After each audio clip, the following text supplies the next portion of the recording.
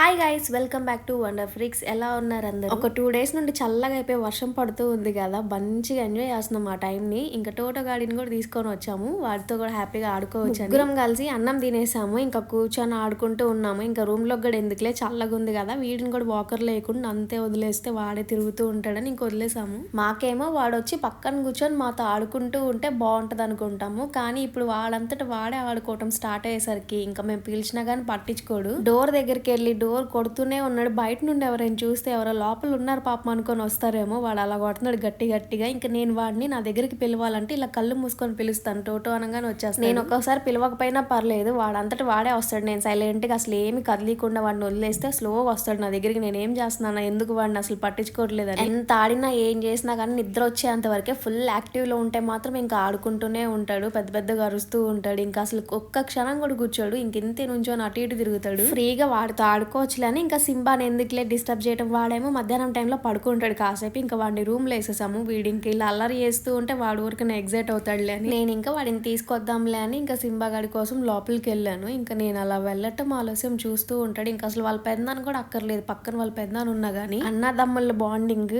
ఇలా ఉంటది. ఇంకా సింబా గడి కూడా వాడిని ఏమన్నాడు, సైలెంట్ గా చూస్తూ ఉంటాడు. వాడిని అస్సలు డిస్టర్బ్ చేయడు, వచ్చినా కానీ ఊరికల్లా స్మెల్ చూసేసి ఇంక వదిలేస్తాడు.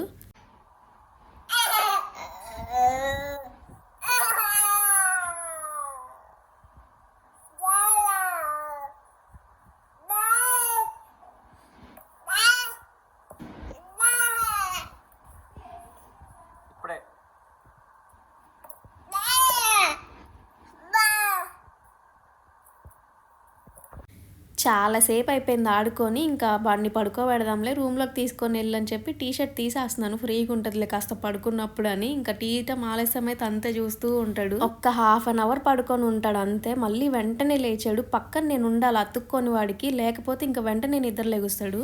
ఎంత ఎమర్జెన్సీ పని అయినా కానీ వీడు పక్కన పడుకోవాల్సిందే. నేను ఊరిక లేచాను అంతే, వెంటనే లేచి కూర్చున్నాడు. ఇంకేడుస్తున్నాడు నేను లేచి వెళ్ళిపోతున్నా అని చెప్పి. ఇంకా సర్లే అని ఇంకా తీసుకొని వచ్చేసాను, పడుకోడు వెంటనే మళ్ళీ.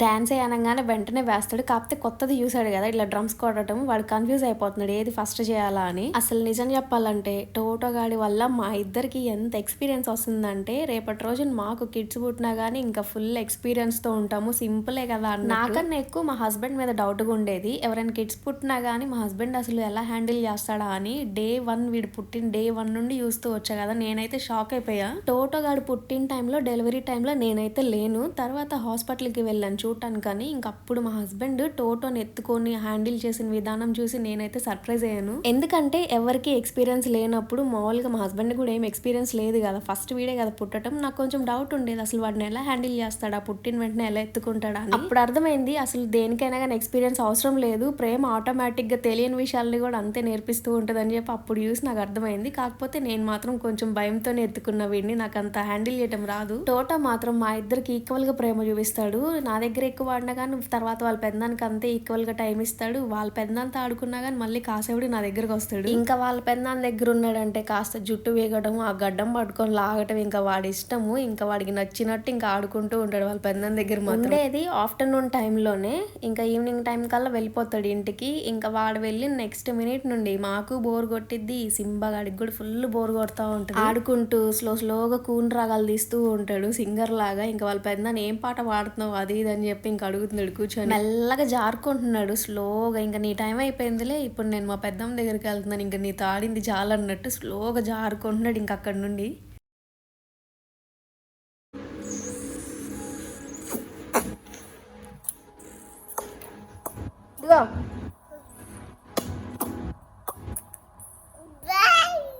Bye bye.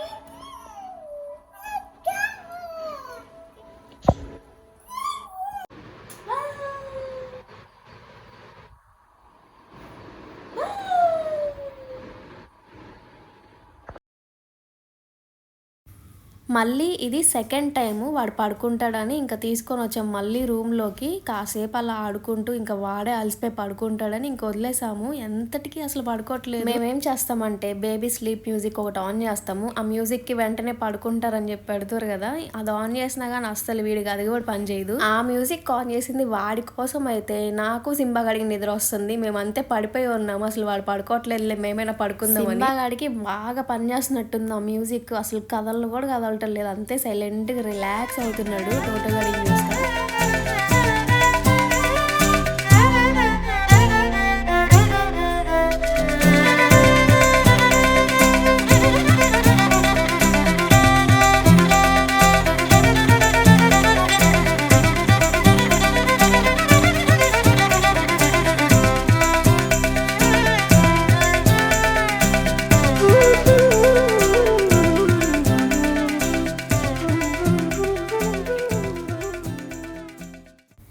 సింబాగాడు మాత్రం వీడితో పెట్టుకుంటే అవ్వదులే నన్ను పడుకోనిచ్చేటట్లేడు. వాడేమో పక్కన కూర్చొని కదిలేస్తున్నాడు వీడు పడుకుంటే దెబ్బగా లేచాడు సింబాగాడు కూడా. ఇంకా వీడితో అవ్వదులే అని సైలెంట్‌గా వెళ్ళి పక్కన పడుకున్నాడు. అలానే ఈరోజు నా బర్త్‌డే స్పెషల్‌గా చాలామంది ఇన్‌స్టాలో ఫుల్ కమెంట్స్ వస్తున్నాయి. యూట్యూబ్‌లో కమెంట్స్, కమ్యూనిటీ పోస్ట్‌లో కమెంట్స్ చాలా వచ్చినాయి. అందరికీ రిప్లై ఇవ్వలేకపోవచ్చు. నాకు వీలైనంత వరకు నేను ప్రతి ఒక్కరికి కమెంట్స్‌కి రిప్లై ఇవ్వడానికి ట్రై చేస్తున్నాను. ఒకవేళ ఎవరికైనా కమెంట్స్‌కి రిప్లై ఇవ్వకపోతే వేరే వాళ్ళకి ఇచ్చింది అక్క మాకు ఇవ్వలేదని అసలు ఏం ఫీల్ అవ్వదు. నేను ప్రతి కమెంట్‌కి రిప్లై ఇవ్వడానికి ట్రై చేస్తాను. అలానే ప్రతి ఒక్కళ్ళు ఎవరెవరైతే కమెంట్స్ చేశారో వాళ్ళందరికీ thank you so much.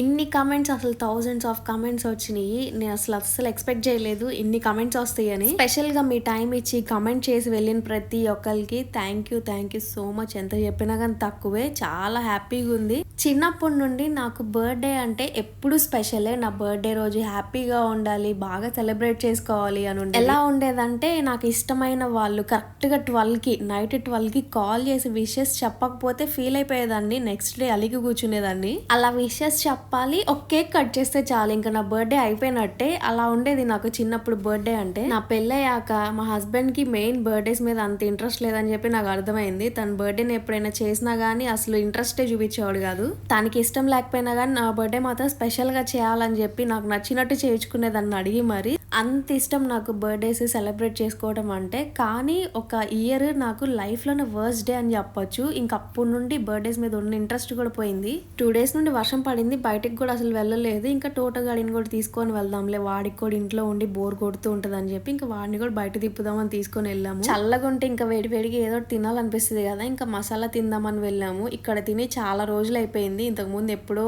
75 days challenge start చేయక ముందు తిన్నాను. ముందు మా హస్బెండ్ తింటంటే ఫస్ట్ నాకు వద్దని చెప్పేసాను. ఇంకా మా హస్బెండ్ తింటంటే నాకు నోరు ఊరిపోయింది. అందుకే మళ్ళీ ఇంకోటి ఆర్డర్ చెప్పొచ్చాడు. ఇంకా చేసేలోపు ఇంకా వీడితో ఆడుకుంటూ వాళ్ళ పెద్దనాన్ని ఎత్తుకొని అటు ఇటు తిప్పుతా ఉంటే అక్కడ ఏదో చెట్టుకి ఇంకా ఫ్లవర్స్ ఉంటే స్టైల్గా బాగుంటది కదా అని ఇంకా వాడి చెవులు అలా పెట్టాడు. ఇంటికి వెళ్ళే వరకు అదంతే ఉంది, అసలు పోను కూడా పోలేదు. ఈ ఐపీఎల్ అయిపోయేంత వరకు ఇంకా మా హస్బెండ్ ఇక్కడే అతుక్కొని ఉంటాడు. మ్యాచ్ మొత్తం అయిపోయేదాకా ఇంకా అస్సలు కదలడు. ఇంకా మధ్యలో ఇంక ఇలా టీ పడతానే ఉండాలి. దానితో చల్లగా ఉంది కదా బయట, కన్ఫర్మ్ కావాల్సిందే. ఇందాక ఒకటి కంటిన్యూ చేస్తూ ఆపేసాను కదా, ఒక వర్స్ట్ డే నా లైఫ్ లో అని చెప్పి. ఇంకా దానికి మించింది ఇంకేది ఉండదు కూడా నాకు. ఇంట్లో వాళ్ళకి ఇష్టం లేకుండా పెళ్లి చేసుకొని వచ్చినా కానీ నాకు ఎప్పుడు ఒక ధైర్యం ఉండేది. ఏదైనా చిన్న ప్రాబ్లం వచ్చినా కానీ మా డాడీ ఉన్నాడు కదా చూసుకోవడానికి, ఎప్పుడైనా కాల్ చేస్తే ఎందుకు మాట్లాడలే మా డాడీ అన్న ధైర్యంతో ఉండేదాన్ని. కానీ ఆయనకి బాగా కోపం ఉన్నట్టుంది నా మీద. నీ బర్త్డే నువ్వు ఎలా హ్యాపీగా సెలబ్రేట్ చేసుకుంటావని కావాలని నా బర్త్డే తర్వాత రోజు మమ్మల్ని వదిలేసి వెళ్ళిపోయినట్టున్నాడు. అసలు మన ఇంట్లో వాళ్ళు చనిపోతున్నారు అంటే ముందుగానే తెలుస్తుందో తెలియదో కానీ నాకైతే రియల్గా ఎక్స్పీరియన్స్ అయింది. నా బర్త్డే ముందు ఒక 1 week ముందు నుండి నేను చాలా డిస్టర్బ్డ్గా ఉన్నాను. ఏదో నెగిటివ్ ఫీలింగ్స్, ఏదో చెడు జరుగుతుందని నాకు అర్థమవుతుంది. కానీ అది అసలు అలా అవుతుందని ఎక్స్పెక్ట్ చేయలేదు మా డాడీ అలా చనిపోతారని. సేమ్ ఇంతే, ఆ టైంలో నేను ఇంతే ఇంట్లో కిచెన్లో అంట్లు కడుగుతూ ఉన్నాను. ఎందుకో తెలియకుండా ఫుల్ కోపం వచ్చేసింది. ప్లేట్ అంతే ఇసిరి కొట్టాను, ఒక ప్లాస్టిక్ ప్లేట్. అంత నెగిటివ్ ఎనర్జీ వచ్చేసింది నాకు. ఏదో అవుతుందని చెప్పి అనుకుంటానే ఉన్నా. కానీ ఒక 2-3 daysలో ఆ న్యూస్ తెలుస్తుందని నేను కూడా ఎక్స్పెక్ట్ చేయలేదు. నేను మా హస్బెండ్తో కూడా షేర్ చేస్తూ ఉన్నాను. ఆ టైంలో నాకు ఏదో అర్థం కావట్లేదు, ఏదో బ్యాడ్ జరుగుతుందని నాకు అర్థమవుతుంది అంటే నువ్వేదో డిస్టర్బ్డ్గా ఉన్నావులే, కొంచెం మైండ్ ఏదో వేరేగా ఉన్నట్టుంది, ఎందుకు అలా ఆలోచిస్తున్నావు అని చెప్పి మా హస్బెండ్ కూడా లైట్ తీసుకో, ఎందుకు అలా ఆలోచిస్తున్నావు అని చెప్పి నాకు అంటూ ఉండేవాడు. కానీ కరెక్ట్గా నా బర్త్డే రోజు కూడా అసలు హ్యాపీగా లేను ఆ ఇయర్లో చెప్పాలంటే. ఊరికనే కోపం వచ్చింది నా బర్త్డే రోజు. మా హస్బెండ్తో కూడా గొడవ పడ్డాను, ఏంటి నా బర్త్డే ఇలా ఉంది, నాకు అసలు నచ్చలేదు ఈరోజు, ఏదో డల్గా ఉందని. కానీ అది అయిపోయిన నెక్స్ట్ డేనే నాకు ఆ న్యూస్ తెలుస్తుంది, అస్సలు ఎక్స్పెక్ట్ చేయలేదు నేను. నైట్ టైం మా మమ్మీ కాల్ చేసి ఇలా అయ్యింది డాడీకి అంటే కూడా నేను ఇప్పుడు అసలు ఎమోషనల్ అవ్వాలనుకోవట్లేదు. ఇలా కూడా లైఫ్ ఎక్స్పీరియన్సెస్ అవుతాయి, ఇంట్లో ఏదైనా జరుగుతుందంటే ముందుగానే తెలుస్తుంది అన్న నాకైన ఎక్స్పీరియన్సెస్ నేను చెప్తాను. ఆ విషయం తెలిసిన నైట్ అంతా అసలు నాకు ఏడుపు కూడా రావట్లేదు, ఇది అబద్ధం అయితే బాగుండు అన్న ఫీలింగ్లోనే ఉన్నాను. నెక్స్ట్ డే మార్నింగ్ వెళ్ళి చూస్తే అసలు నా వల్ల కాలేదు, అసలు ఎక్స్పెక్ట్ కూడా చేయలేదు అంత సడన్గా అలా అవుతుందని. అక్కడికి వెళ్ళంగానే మా హస్బెండ్ ఒక మాట అన్నాడు, ఈ సిచ్యువేషన్లో ఇలా మీ ఇంటికి రావాల్సి వస్తుంది నేను అసలు ఎక్స్పెక్ట్ చేయలేదని. నేనంత ఎమోషనల్ అయిపోయాను ఆ టైంలో, మా హస్బెండ్ కూడా సేమ్ అంతే ఎమోషనల్ అయిపోయాడు. ఎందుకంటే మా డాడీ మీద మా ఇద్దరికి అంత రెస్పెక్ట్ ఉంటుంది, మమ్మల్ని యాక్సెప్ట్ చేయకపోయినా. ఎందుకంటే అందరిలాగా మా డాడీ ఏమి వచ్చి మా దగ్గర ఫేక్ చేయలేదు, ఫేక్ ప్రేమ చూపించి మాతో ఉండి మమ్మల్ని ఏం మోసం చేయలేదు. ఆయన జెన్యున్గా మమ్మల్ని యాక్సెప్ట్ చేయలేదు, అంతే చనిపోయారు ఆయన. ఇంకా ఆ ఇయర్ నుండి నా బర్త్డే సెలబ్రేట్ చేసుకోవటం కూడా నేను ఆపేసాను, అంత ఇంట్రెస్ట్ కూడా వచ్చేది కాదు. కాకపోతే బర్త్డే రోజు డల్గా ఉండకూడదని నేనే ఏదోటి డైవర్ట్ అవుతూ ఉంటాను. ఈ రోజు కూడా రెడీ అవ్వాలని లేదు, కాకపోతే ఇంకా డల్గా ఉంటూ ఉండాలి డే అంతా అని ఇలా ఊరిక రెడీ అయ్యాను. మా హస్బెండ్ కూడా ప్రతి ఇయర్ ఎందుకు డల్గా ఉంటావు బర్త్డే రోజు, ఇంకా అయిందేదో అయిపోయింది మర్చిపో, ఇయర్స్ కూడా గడిచిపోయినాయి అని చెప్పి మా హస్బెండ్ ఇంకా రెడీ బయటికి తీసుకెళ్తా అంటే ఇంకా రెడీ. మా డాడీ చనిపోయిన తర్వాత నేను ఇంకా స్ట్రాంగ్ అయ్యాను. ఇంకా అప్పటి నుండి యూట్యూబ్ మీద కాన్సన్ట్రేట్ చేసాము మేమిద్దరం కలిసి. ఇప్పుడు ఇక్కడ ఉన్నాము, మీ అందరు సబ్స్క్రైబ్ చేసుకొని మీ అందరూ మమ్మల్ని చూస్తూ మా వీడియోస్. నాకు మీరందరు కమెంట్స్ పెడుతుంటే చాలా హ్యాపీ అనిపించింది. బర్త్డే అందరు విషెస్ చెప్తుండే లైఫ్లో కొన్ని మన మంచిగా జరుగుతాయి అంటారు కదా, అలా మా డాడీకి అయిన ఇన్సిడెంట్ నాకు చాలానే నేర్పించింది. ఎవ్వరు ఉండరు, ఎంతైనా మీ పేరెంట్స్ మీకు తోడుగుంటారేమో కానీ తర్వాత ఇంకెవ్వరు ఉండరు. అందులో మా డాడీ చనిపోయాక ఇంకా చాలానే తెలిసినాయి నాకు. మెచ్యూరిటీ లెవెల్స్ బాగా పెరిగినాయి అని చెప్పొచ్చు. ఇంక అప్పటి నుండి కొంచెం బాగా ఆలోచించటం, మా హస్బెండ్ నాకు సపోర్ట్ చేయటం, తనన్నీ మంచి నాకు చెప్పడం. సింబా గాడు కూడా నా లైఫ్లోకి రావడానికి మెయిన్ రీజన్ మా డాడీ చనిపోవటమే. నేను ఒక్కదాన్నే ఉండి ఏడుస్తూ ఉండేదాన్ని. ఇంకా మా హస్బెండ్ నాకు అలా ఒప్పుకున్నాడు, సింబా గాడు ఉంటే తోడుగా నేను కూడా కొంచెం డైవర్ట్ అయ్యి హ్యాపీగా ఉంటానని. ఇంకా అలా సింబా నా లైఫ్లోకి వచ్చాడు. అందుకే వాడు అంటే నాకు అంత ఇష్టము. నాకు ఎవ్వరు పక్కన లేనప్పుడు వీడే నాకు ఇమోషనల్ సపోర్ట్ ఇచ్చేవాడు. ఎప్పుడు మా హస్బెండ్ నా పక్కన ఉండడు కదా. మా డాడీ అంటే నాకు అంత ఇష్టం, కాకపోతే నా చిన్నప్పటి నుండి చాలా భయం ఆయనతో మాట్లాడాలన్నా కానీ. ఆయన ఒక దగ్గర ఉంటే నేను వేరే దగ్గర ఉంటాను, అంత భయం మా డాడీ. కానీ మా డాడీ అంటే ఫుల్ ఇష్టం నాకు, ఎప్పుడు ఎక్స్ప్రెస్ చేయలేదు మా డాడీకి. మా చైల్డ్హుడ్ అంతా ఒక డిఫరెంట్ టైప్ ఆఫ్ స్టోరీ అనమాట. దాని నుండి చాలా నేర్చుకుంటే నా పెళ్ళయ్యాక మా డాడీ చనిపోయాక చాలా నేర్చుకున్నాను నేను. మా డాడీతో నేను కలిసి చేయలేనివన్నీ అవన్నీ మా హస్బెండ్ నాకు పెళ్ళాక అవన్నీ తీర్చాడు. మూవీకి వెళ్ళటం కానీ, బయట షాపింగ్కి వెళ్ళటం కానీ, వేరే ఊర్లకి వెళ్ళటం కానీ, ఎప్పుడు మా ఫ్యామిలీతో కలిసి మా డాడీ మేము మా మమ్మీ అందరం కలిసి ఒక ట్రిప్కి వెళ్ళింది కూడా లేదు. అప్పుడప్పుడు అనిపిస్తూ ఉండేది చిన్నప్పటి నుండి ఫ్రెండ్లీగా ఉండుంటే మా మమ్మీ డాడీ మాతో చాలా బాగుండేది అని చెప్పి. ఏమైనా కానీ ఆ టైంలో ఆ పేరెంటింగ్ వేరు కదా, ఇంకేం చేయలేము. కానీ ఎప్పుడు నా లైఫ్లో ఒక రిగ్రెట్ అయితే ఉంటుంది. మా డాడీతో నేను హార్ట్ఫుల్గా మాట్లాడలేకపోయాను, ఆయనతో షేర్ చేసుకోవాల్సింది అసలు చాలా షేర్ చేసుకోలేకపోయానని. కానీ ఇప్పుడు నేనున్న స్టేజ్లో ఆయన పైన నుండి చూసి హ్యాపీగా ఫీల్ అవుతారు అనుకో. కానీ మా హస్బెండ్ విషయంలో కూడా ఇప్పుడు పైన నుండి చూసి నన్ను బాగా చూసుకుంటున్నాడని చెప్పి హ్యాపీగా ఫీల్ అవుతూ ఉండుంటాడు. అంత బాగా చూసుకుంటాడు మా హస్బెండ్ నన్ను. ఇంత హ్యాపీగా ఉన్నా అంటే మెయిన్ మా హస్బెండ్ వల్లనే కదా. ఇంకా బర్త్డేకి ఇలా ఒకటి కనెక్ట్ అయ్యి ఉంటుంది నా లైఫ్లో, నేను ఎప్పుడు ఎక్స్పెక్ట్ చేయలేదు. ఎవరి లైఫ్లో అలాంటి డే రాకూడదు అనుకుంటున్నాను. బర్త్డే రోజు తర్వాత వాళ్ళ పేరెంట్స్ కానీ ఎవరైనా చనిపోవటము. ఇంకా సబ్స్క్రైబర్స్ వచ్చారు ఇంటికి అనుకోకుండా. ఇంకా తను వచ్చి శారీ గిఫ్ట్ చేసి వెళ్ళారు. తన కెమెరా ముందు కనిపించడానికి కొంచెం ఇబ్బంది అంట, అందుకే ఇంకా తనని అజిత గారు థ్యాంక్ యూ ఇలా సర్ప్రైజ్ చేసినందుకు ఇంటికి వచ్చి. ఇంకా వీడియో ఇక్కడ ఎండ్ చేస్తున్నాను. బాయ్.